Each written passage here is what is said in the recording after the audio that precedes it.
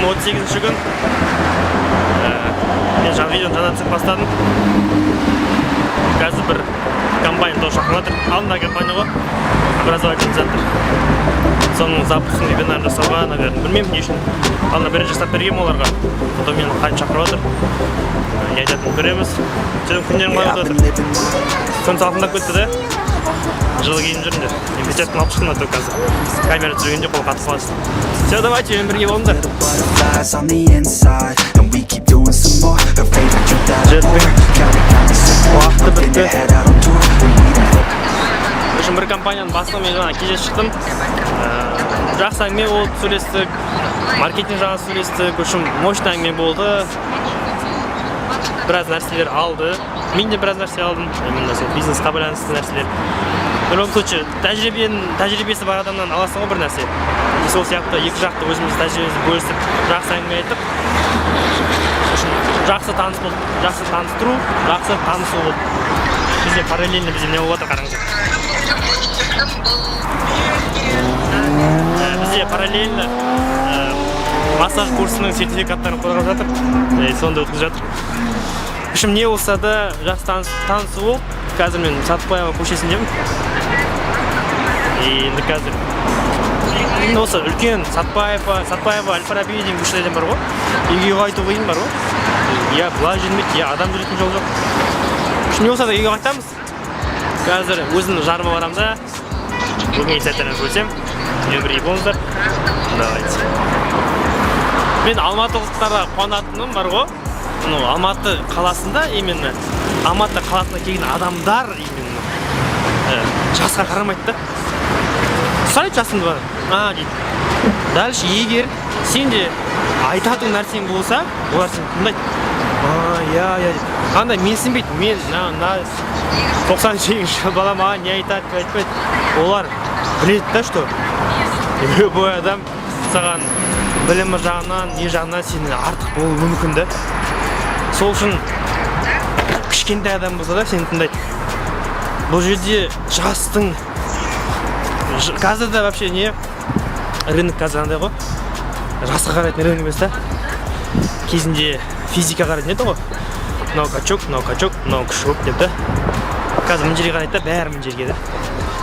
И миды дамытқан адам, өзіне образование салған адам, өзіне университет жасаған адам никогда төмен болмайды да, и никогда далада қалмайды. Сол үшін білесіңдер ғой, түсіндіңдер ғой да, ақшаны бүкін қайға салу керек. Все, давайте. Это шамалы қараңғылау екен. Именно фотоаппарат осы қараңғыда шамалы не очень түсіреді. Свет болған кезде түсіреді. Адамдар болмады дейсіз ба? Қорғап жатыр қазір сертификатты.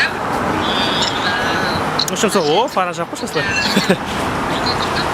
Күшті бар ғой осы камера. Андай, қолым қатып қалып бірақ. Вообще камера, сторис деген нәрсе. Бір сенің досың сияқты да. Күшті қарап отырасың. Давайте, қолым қатып қалды мен. Қазір үйге барайын, жылтылайын қолымды. Сосын тағы айтатын бір нәрсе бар. Саған айтады. Сендерге примерно 1 секунд қой. Маған 30 минут.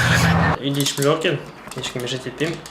И еще далаға кетіп жатырмын да. Сөйлеймін, давай үйде тұрайын, дала салқын деген сияқты. Бүгінгі видео үшін видео болады. Нормально ма, освещение бары жақсы сияқты да. Шум да жоқ машинаның. Бүгінгі айтатын нәрсе, мен қазір адамдар тағы да депрессияға кіріп кетіп жүр. Көп адамдар. Мен байқадым, просто андай режим ғой, off, on деген сияқты. Өзіңді біреумен салыстырмау деген кнопка сияқты бар. Мен бір бет қоямын да, қызға салыстырып көрейінші өзімді деймін ғой, дейді. Сразу депрессия басталады, сосын тұрамын да, жоқ дейді, режимді ауыстыра саламын. И түсіндім, оказывается, прям сен можешь бір моментте просто мышлениенің несін өзгертіп тастайсың, режимін болды, сен сразу қиналып тұрған проблема болмай кетеді. Өзің салыстырып тұрған депрессия кіріп жатқан кезде депрессиядан шығып кетесің. Сол нәрселер болады. И мен ойлаймын да, көп адамдар, именно жастар, осындай қазіргі біздің құрдастар, біздің кішкентайлар, олар депрессияға не үшін кіреді, потому что салыстырады. Өзін басқамен салыстырады. Салыстырған кезде еще мә ода болыватыр, ода атып жатыр, менге именно атпай жатыр. Ол таңертең тұра алады, мен тұра алмаймын. Қарашы ол бүйтті, мен істеген жоқпын. И кете береді солай. Ол нәрсе сендерді наоборот, если сендер дамуларың келмесе, ол самый қандай күшті жолда даму сені сол даму жолынан тайдырып жіберетін. Потому что сен когда біреумен салыстырып бастайсың өзіңді, сен автоматтың ішіндегі нәпсің өзін ұялып қалады да, тығылып қалады да, и тығылып қалғаннан кейін ол кәдімгі ұялып қалады. Уже сен бүйттің, мен бүйтпедім. Сен оның самооценкасын түсіресің де, сен өзіңнің самооценкасын түседі ғой, и содан кейін сенде жұмыс істеуге желание етеді. Ал когда сен просто басынан алып тастайсың салыстыруды, просто прям оны жұмыс істеу керек. Енді ол нәрсе оңай деп айтпаймын. Просто оның кайфын түсініп алу керек та. Салыстырып просто отыру керексің да, прям салыстыру керексің. И прям қойып салыстырмауды алып тастау керексің. Прям уже болды, ойламаймын, қойшы, өзінің өмірі маған береді, просто маған еңбектену керек, осылай өзіңе түсіндіріп десең, сразу саған жеңілдеп бастайды. Сен просто бұл жердегі өзінің тонкая нить, тонкая грань дейді ғой, сол нәрсе бар да. Сен сол нәрсені таба алу керексің өзіңнен, чтобы переключение ғой. Не қазір депрессия 5 секундта кіріп кете аламын, депрессия, қазір. Кірейін десең, кіріп кете аламын. Потом шығып кете аламын сразу. Потому что режим ғой андай, білем қай жерден басу керек. Әр жерде точка рычага болады. Сократтың бір сөзі бар ғой, найдите мне центр земли, и я переверну мир деген бар. Сондай күшті сөзі бар. Сол нәрсе сияқты ғой. Сен если өзіңнің точка рычагыңды білсең, қай жерден басу керек, қай жерден түсіндіру керек. Сен болды тауып аласың. Ал ол сен қалай просто бүйтіп былай іздеп өтпайсың, так былай. Сен отырып прям әр эмоцияны сезінесің, қай кезде переключение болады, қай кезде мен ренжуді қоямын, қай кезде мен көңіл көтеремін. Соның бәрін өмірінде өзіңді анализ жасау керексің. Қай кезде мен депрессия кіріп кетемін, салыстырғанда ма или бүйткен кезде ме? Может, сен салыстырмайтын шығарсың. Бірақ сен депрессия кіріп кететін бір не бар, рычаг бар.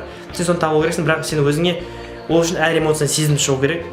Сосын барып сол эмоцияға анализ жасайсың. Қай кезде мен, допустим, күнде депрессия болсаң, бір депрессиядан шығып кетесің да, байқайсың ба? Не всегда же. И бірақ сол сенің бір приемың бар, сол өтіп кеткен. Просто байқамай қалдың қалай өтіп кеткенді. Ал мен негізгі айтқым келген нәрсе, просто өздерін салыстырмаңдар ешкіммен. Мен де салыстырған кездер болды, депрессияға вообще дым істегім келмей қалды. Просто алдымда жұмысқа кіріп кете салғым келді, сол стабильно айлықты алып отырып сөйтіп шашылып кетті бір кездер. Потом бір кезде мен неге салыстырып деп салыстыруды прям зерттедім. Неге мен салыстырамын одан? Оған беріп жатыр, мынаған беріп жатыр.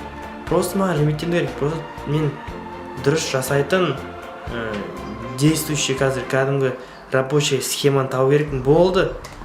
Ол тапты өз саласында өз өміріне оған ұнайтын. Енді мен табу керекпін деген сияқты. Анау тапты, ол мен тапты, мынау да тапты. Просто маған тоже соны іздеу керек болды. И іздену барысында просто мен когда маған іздеу керек деп өзіңе қоясың ғой, и сразу мүмкіндіктер ашылып бастайды. Сен сол кезде саған я деу керексің да. Сол нәрсені бір кездесулер, бір танысулар пайда болады, сол кезде сен айтып бүйтіп жасаймыз деген сияқты идеялар келіп бастайды. Сол кезде сен жоқ деп айтпау керексің да, сен я деп жасау керексің, потому что сенің жібердің посланияны, что хочу осылай табуға болды, сенің мүмкіндіктер күтесің болды, и соның мүмкіндіктерді көріп, барлығын көре біліп, оған я деп, сояққа қарай бағытты жасау керек.